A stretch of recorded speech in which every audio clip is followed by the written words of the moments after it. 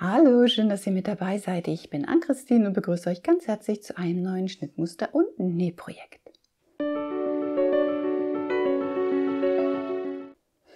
Heute habe ich ein wirklich schnelles und einfaches Schnittmuster für euch aus einem Jersey. Für den Sommer ein paar flotte Röcke, das ist immer eine schöne Sache. Und wenn sie dann auch wirklich einfach genäht sind und auch das Schnittmuster einfach gemacht ist, dann macht das Ganze noch mehr Spaß. Dann sind wir mal ganz ehrlich, Jerseys gibt es in Hülle und Fülle und es gibt so wunderschöne Motive und Muster und Paneele, dass man da ganz, ganz toll mitarbeiten kann. Das Besondere an unserem Rock jetzt hier ist, dass er eine glatte Passe hat. Das heißt, wir haben keine Falten oder Rüschung in der Bauchregion, was natürlich immer einen schönen flachen Bauch macht. Dann haben wir einen angesetzten Rock, der kann entweder A-linienförmig gestaltet werden, wie bei diesem hier, oder aber man kann, wenn man mit Paneelen arbeitet, natürlich auch Falten legen. Das habe ich bei diesen beiden Röcken hier gemacht. Oder Rüschen, da habe ich jetzt kein Beispiel für euch, aber das kommt bestimmt später nochmal auf Instagram. Bei diesem Rock ist die Passe doppelt gearbeitet und zwar doppelt aus dem gleichen Stoff. Und als kleines Highlight und damit wir im Laufe des Tages, falls sich der Jersey doch ein bisschen ausstretchen sollte, den Rock nicht verlieren, wird noch ein Gummiband eingearbeitet. Dieses Gummiband kann man entweder später einziehen, das heißt, man würde die äußere und innere Lage komplett durchsteppen. Oder aber, das habe ich gemacht und das zeige ich euch auch in dem Video, man näht das Gummi nur auf die innere Lage oben an der Taille an und hat von außen im Prinzip keine Steppnaht und man sieht auch gar nicht, dass ein Gummi eingearbeitet wurde. Das finde ich immer sehr schön und ist auch wieder eine ganz schöne glatte Nummer. Der Rock sitzt nicht ganz in der Taille, das wollte ich diesmal nicht, sondern er ist etwas tiefer gesetzt. Ich bin 2 cm beim Schnittmuster runtergegangen, würde ihn aber tatsächlich wieder mal einen Schnitt 1 cm hochsetzen. Das müsst ihr ausprobieren. Ist jetzt keine große Geschichte, aber mir gefiel es dann doch ein bisschen höher besser. Wie gesagt, das ist jetzt wirklich ein ganz schnell genähtes Teilchen und auch ein ganz schnell gemachtes, selbst konstruiertes Schnittmuster. Deswegen würde ich vorschlagen, wir fangen nun auch gleich damit an, springen in die Konstruktion, dann zeige ich euch, wie das Ganze genäht wird und hinterher treffen wir uns noch mal kurz wieder. Bis dahin viel Spaß beim Zuschauen.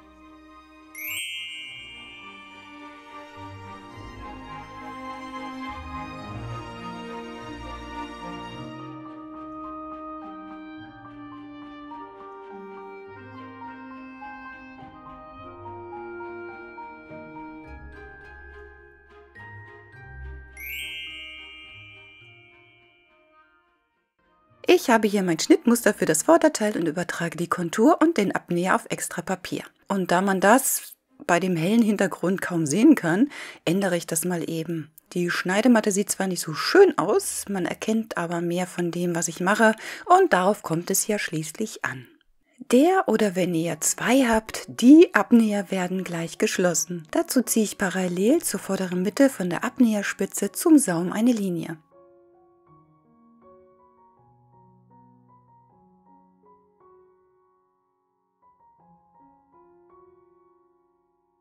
Meine Passe wird 15 cm tief.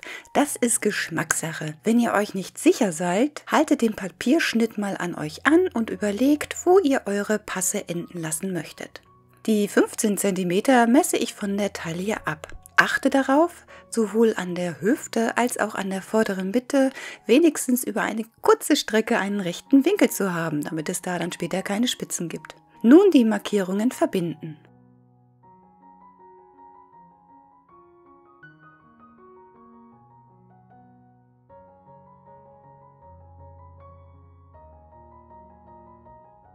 Beschriften und die Passe abschneiden.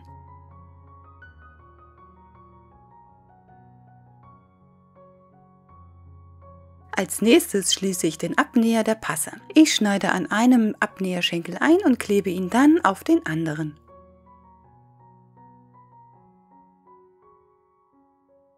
Der Rock soll nicht in der Taille sitzen, deswegen messe ich an der Taillenlinie 2 cm ab und stelle unten schon einmal die Nahtzugabe an. Ich arbeite mit 1 cm Nahtzugabe und 4 cm Saumzugabe. Warum 4, erfahrt ihr nachher. Ich habe auch an der Seitennaht 1 cm Nahtzugabe angestellt. Dann aber daran gedacht, dass der Schnitt ja für Stretch Jersey sein soll. Das heißt, dass er ein bisschen enger sein darf. Ich nehme also an der Seite 1 cm weg. Wenn ihr euren Schnitt für Webware benutzen möchtet, dann lasst ihr den Schritt weg. Bei Webware müsst ihr nur daran denken, einen Verschluss einzuarbeiten. Den brauchen wir hier bei der Verwendung von Stretch Jersey nicht. Nun die Nahtzugabe anstellen und das Teil ausschneiden.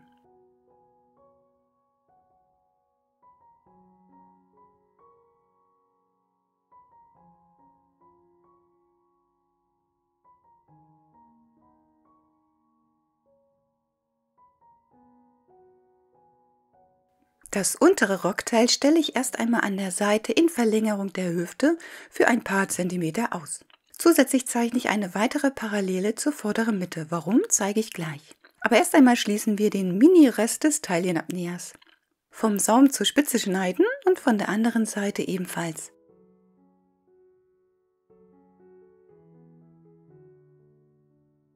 Nun die Mini-Abnäherschenkel aufeinander kleben. Es ist faszinierend, wie viel sich der Rock unten ausstellt, obwohl es nur so ein winzig kleiner Abnäher ist. Papier unterlegen und alles mit Klebeband, Streifen oder was auch immer fixieren.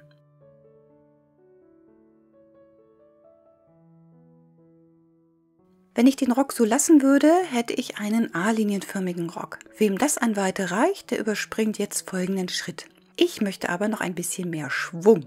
Deswegen schneide ich vom Saum zur Taille an der zweiten Linie, jetzt wisst ihr auch, warum ich sie eingezeichnet habe, und drehe den Schnitt noch ein bisschen auf. Nur ein paar Zentimeter. Aber wenn man möchte, kann man richtig viel Weite reingeben. Das würde sich zum Beispiel gut für Viskose-Jersey eignen. Der fällt noch weicher und schwerer und kann diese Weite gut vertragen. Auch wieder Papier unterkleben. An der Taille die Nahtzugabe anzeichnen. Und da es früh am Morgen ist und ich noch nicht so ganz konzentriert bei der Sache bin, habe ich auch an der Seitennaht 1 cm Nahtzugabe angezeichnet. Die brauche ich aber gar nicht, weil wir den Schnitt ja an der Seite 1 cm schmaler machen wollten. Naja, nun messe ich noch einmal die Längen ab und achtet besonders darauf, dass die Seitennaht genauso lang ist wie der Rest des Rockteils. Ich muss zum Beispiel meine Seitennaht korrigieren. Die neue Saumlinie anzeichnen und auf den rechten Winkel achten. Ausschneiden.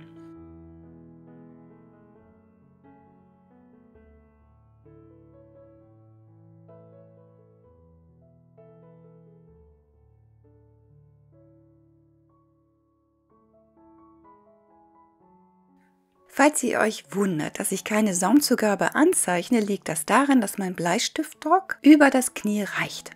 Also der Grundschnitt, den ich benutzt habe. Ich möchte diesen Rock aber knapp über dem Knie enden lassen, also shockingly short für meine Verhältnisse. Und das entspricht eben diesen 4 cm Saumzugabe, die ich vorhin schon erwähnt habe. Tja, und nun merke ich jetzt erst, das muss man sich mal vorstellen, dass ich das untere Rockteil nicht schmaler gemacht habe. Also die angezeichnete Nahtzugabe abschneiden und voilà, schon passt es. Der rückwärtige Rock wird genauso gearbeitet. Also Schnitt übertragen, die Taille 2 cm nach unten verlegen,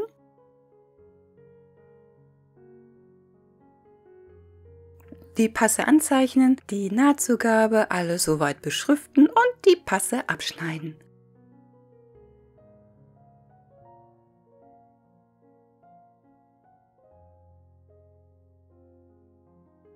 Den Abnäher schließen. Und auch hier habe ich vergessen, dass auch der rückwärtige Rock 1 cm schmaler wird. Deswegen schneide ich die Nahtzugabe, die ich eben angezeichnet habe, auch wieder ab. Dann passt es nämlich.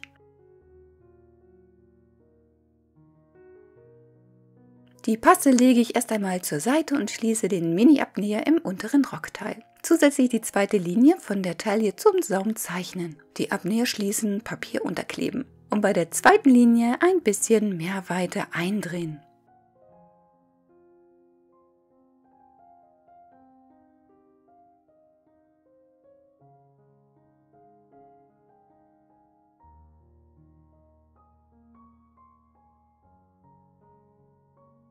Danach benutze ich das Vorderteil als Schablone, um die Seitennaht anzuzeichnen.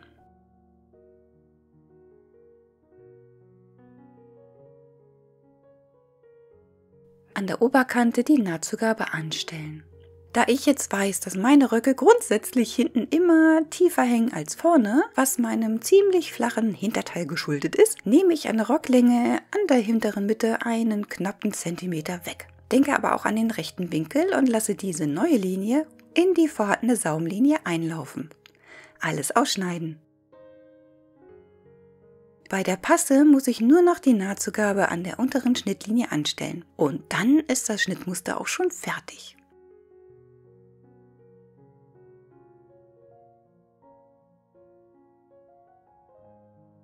Ich möchte in meinen Rock an der Taille noch ein Gummiband einnähen. So leiert die Taille nicht aus und der Rock sitzt da, wo er soll und bleibt auch da.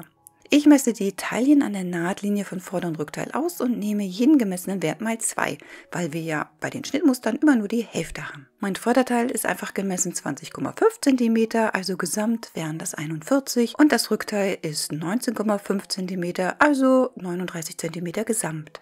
Meine Taillenlänge für das Gummi liegt also bei 80 cm, aber ich möchte mein Gummiband kürzer machen, damit auch ein bisschen mehr Zug drauf ist. Und zwar 3 cm. Also schneide ich mein Gummi in einer Länge von 77 cm zu. Jetzt geht es an den Zuschnitt. Der vordere und rückwärtige Rock wird einmal im Stoffbruch zugeschnitten und die vordere bzw. hintere Passe zweimal im Stoffbruch. Markiert euch in der Taille die Mitte durch einen kleinen Einschnitt in den Stoffbruch und schreibt euch am besten auf die linke Stoffseite, um welches Schnittteil es sich handelt. Genauso bei den Passen. Man kann Vorder- und Rückrock meistens auseinanderhalten, da der vordere Rock oft länger in der Taille ist als der rückwärtige Rock. Aber wenn es irgendwo geschrieben steht, dann kann man sich diese Vergleicherei einfach sparen. Das ist einfacher, glaubt es mir. Ich habe schon Sachen genäht, das könnt ihr kaum vorstellen. Ja, das lassen wir jetzt einfach mal so stehen. Auch bei den Passen die Mitte markieren, hier sowohl in der Ober- als auch in der Unterkante. Und nun versäubere ich die Seitenkanten von beiden unteren Rockzuschnitten mit der Overlock. Das geht natürlich auch mit einem Zickzackstich. Dazu muss ich aber den Faden bei meiner Overlock wechseln. Ich gehöre, gebe ich zu, ja zum Lager Fädenknoten und nicht komplett neu fädeln. Diese Fummelei treibt mich ehrlich gesagt in die Verzweiflung. Und ich weine fast, wenn ich tatsächlich mal alle Fäden neu einfädeln muss. Ich zeige euch also, wie ich das mit dem Verknoten und so mache. Ich sage aber auch gleich dazu, dass das meine Art ist und die klappt für mich hervorragend, das muss aber nicht für euch gelten. Also ausprobieren.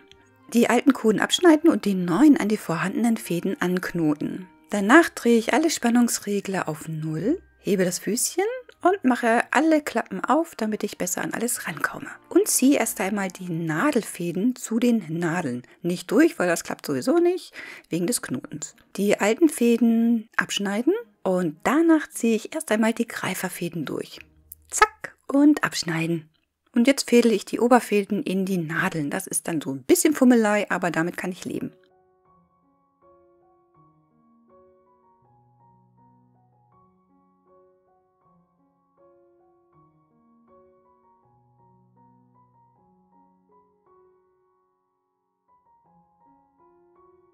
Und drehe dann die Spannungsregler auf die normale Einstellung zurück. Bei meiner Maschine ist das bei allen Fäden auf 3. Einmal an allen Fäden gleichzeitig kurz nach hinten ziehen und an einem Probestück testen. Jo, das sieht man gut aus, ne? Und damit kann es dann auch schon weitergehen. Das Gummiband ist zugeschnitten und ich habe mir die Mitte und Viertel gekennzeichnet. Sind das die Viertel? Naja, ihr wisst, was ich meine. Danach stecke ich die Seiten der vorderen und rückwärtigen Passen rechts aufeinander und steppe sie ab.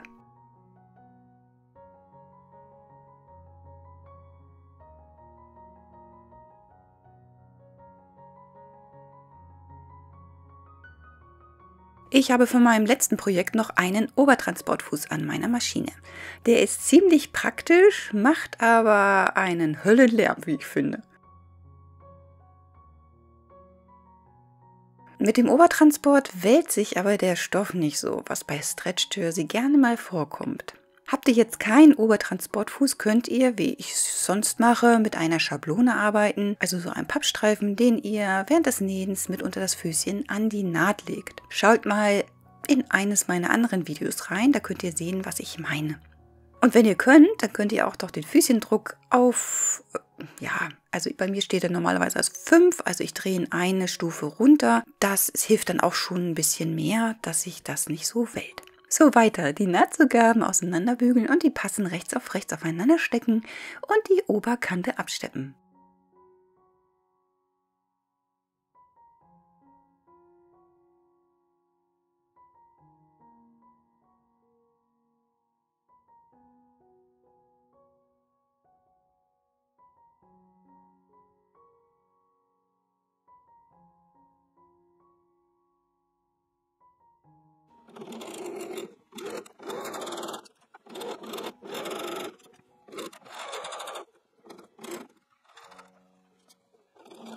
Ich benutze hier einen schmalen Zickzackstich.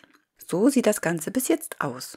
Nun werde ich die Passenteile voneinander wegklappen und auf einer Passe auf der linken Stoffseite an die Taillennaht das Gummi nähen. Den Gummianfang und das Ende schiebe ich unter die Nahtzugabe einer Seitennaht und steppe dann mit einem großen Zickzackstich. Diese Seite liegt später innen. Von außen bleibt der Rock also glatt und man sieht nicht, bis auf so ein bisschen Röschung, dass ein Gummi eingenäht wurde. Das Gummi ziehe ich leicht an, sodass meine Markierung auf die Mitten- und die Seitennähte trifft.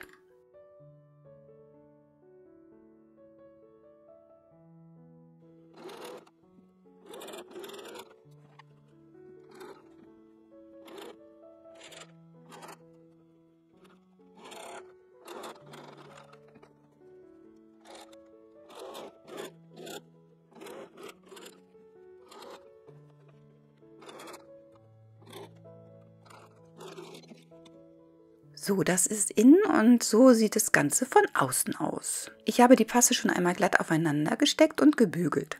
Dadurch, dass die obere Naht nach innen rollt, das seht ihr hier, haben wir an der Unterkante jetzt einen Stoffversatz. Das ist aber gar kein Problem. Ich stecke den Rock später gemäß der schmaleren Passe an. Deswegen schneide ich jetzt auch nichts ab, sondern mache das später mit der Overlock. Wenn ihr keine Overlock habt und das Ganze dann später mit einem Zickzackstich versäubern möchtet, dann schneidet diesen Überstand am besten jetzt weg. Als nächstes steppe ich die Seitennähte des Rockes. Den Saum habe ich in Saumbreite schon einmal umgebügelt. Die Seiten rechts auf rechts stecken und absteppen.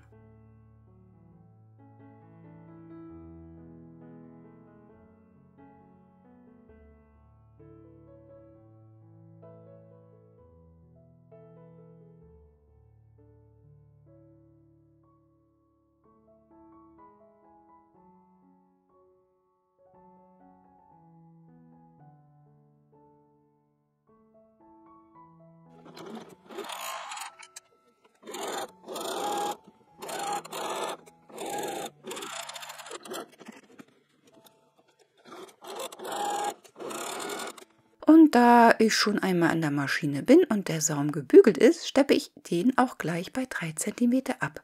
Auch hier stelle ich einen schmalen Zickzackstich ein. Die Nahtzugaben der Seitennähte lege ich auseinander und bündig aufeinander. Übrigens zeige ich euch dann noch gleich, dass ich diesen überstehenden Zentimeter beim Saum dann später mit der Schere abschneide.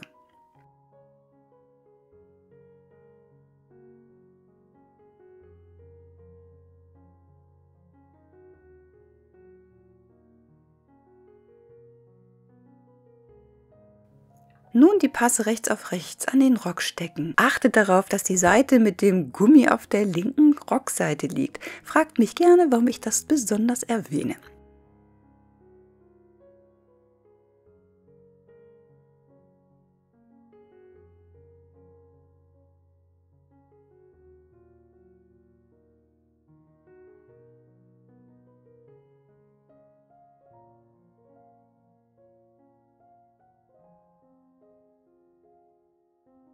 Sieht doch schon toll aus. Durch die vielen Lagen sind die Nahtverbindungen an der Seite ziemlich bollerig, also üppig. Da könnt ihr auf jeden Fall Nahtzugabe einkürzen. Und wenn ihr damit fertig seid, könnt ihr die Nahtzugabe zusammen mit der Overlock versäubern oder einen Zickzackstich.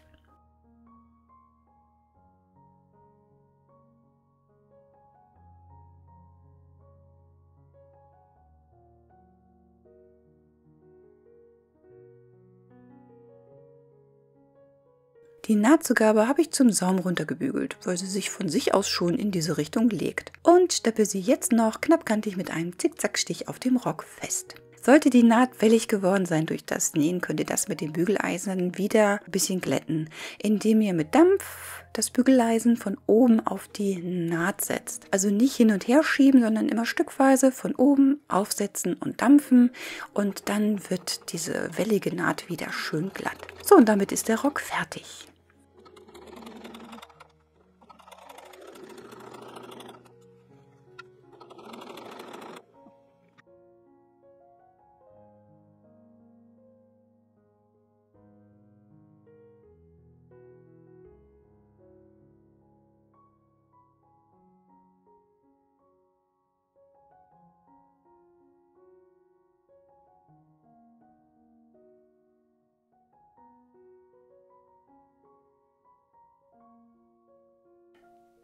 Ich bin ja wirklich der Meinung, dass das ein ganz tolles Schnittmuster ist und auch ein ganz schneller Rock ist, den man morgens näht und abends schon anziehen kann.